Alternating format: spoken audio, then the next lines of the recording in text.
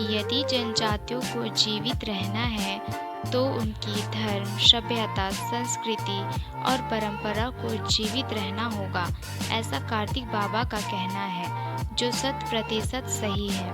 क्योंकि आज हमारी सभ्यता, संस्कृति और परंपरा लुप्त होती जा रही है, जो हमारी और हमारी पीढ़ियों के लिए खतरा का विषय बन सकता है। अतः हमें इसे जीवित रखना होगा।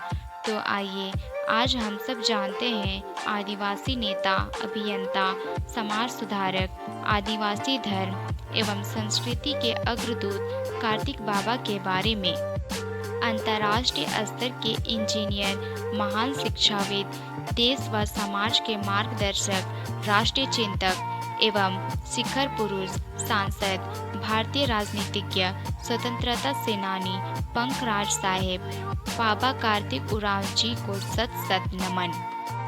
29 अक्टूबर 1924 ईस्वी को गुमला जिले के लिट्टा टोली गांव में जन्मे कार्तिक उरांव झारखंड राज्य की जनजातियों के मसीहा थे।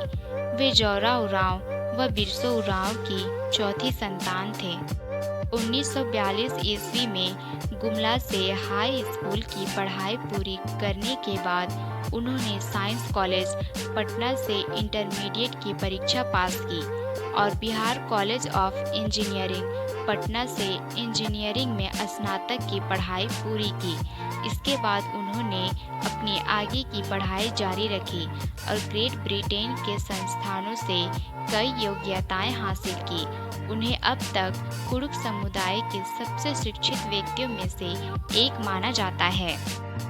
कार्तिक उरांव एक भारतीय राजनीतिज्ञ थे जो झारखंड राज्य की लोहरदगा लोकसभा सीट से संसद सदस्य थे।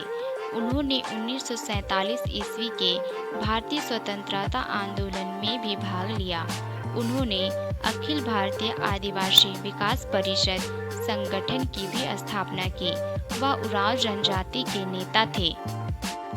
कार्तिक उरांव ने दुनिया के सबसे बड़े ऑटोमेटिक पावर स्टेशन का डिजाइन 1959 ईस्वी में ब्रिटिश सरकार को सौंपा था, जो आज हिंकले न्यूक्लियर पावर प्लांट के रूप में मौजूद है।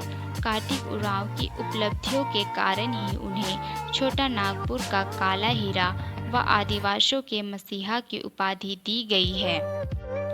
बाबा कार्तिक उरांव 9 वर्षों तक विदेश में रहे। विदेश प्रवास के बाद 1961 ईस्वी के मई माह में एक कुशल व दक्ष अभियंता के रूप में वे स्वदेश लौटे। भारत लौटने पर पंडित जवाहरलाल नेहरू ने कार्तिक उरांव की प्रतिभा को सराहा और रांची के HEC में सुपरिटेंडेंट कंस्ट्रक्शन डिजाइनर के पद पर नियुक्ति की अनुशंसा की। बाद में उन्हें डिप्टी चीफ डिजाइनर के पद पर प्रोन्नति मिली, परंतु उस समय छोटा नागपुर के आदिवासियों की हालत देख बाबा कार्तिक उरांव ने समाज के लिए काम करने का संकल्प लिया और 1962 ईस्वी में HEC की नौकरी छोड़ राजनीति में प्रवेश किए। 1968 ईस्वी में जब भूदान आंदोलन तेज था, तब आदिवासियों की जमीन कौड़ी के दाम बिक रही थी। ऐसे समय में कार्तिक उरांव ने इंदिरा गांधी से अपील की कि आदिवासियों की जमीन लूटने व भूमिहीन होने से बचाए। श्री कार्तिक उरांव का यह प्रयास सफल रहा। रांची में बिरसा कृषि विश्वविद्यालय की स्थापना कार्तिक उरांव की देन है। ट्राइबल सब प्लान कार्तिक ने ही बनाया था। इसी प्लान के आधार पर आज केंद्र व राज्य सरकार आदिवासियों के विकास के लिए विविध प्रकार की विकास योजनाएं चला रही हैं। श्री कार्तिक उरांव ने अपनी पुस्तक 20 युद्ध की काली रात में देखा है कि आदिवासियों और हिंदुओं द्वारा प्लान किए जाने वाले अनुष्ठानों को विरोधाभास में नहीं रखा गया है, बल्कि पूरक है।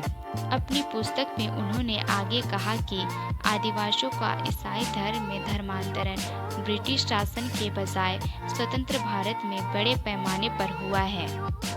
उनका जन्म कार्तिक महीने की अमावस्या को हुआ था। इसलिए उनका नाम कार्तिक रखा गया। युवाओं के प्रेरणा स्रोत हैं कार्तिक बाबा, क्योंकि कार्तिक बाबा का जन्म ऐसे समय में हुआ था जब लोग शिक्षा को ज़्यादा महत्व नहीं देते थे।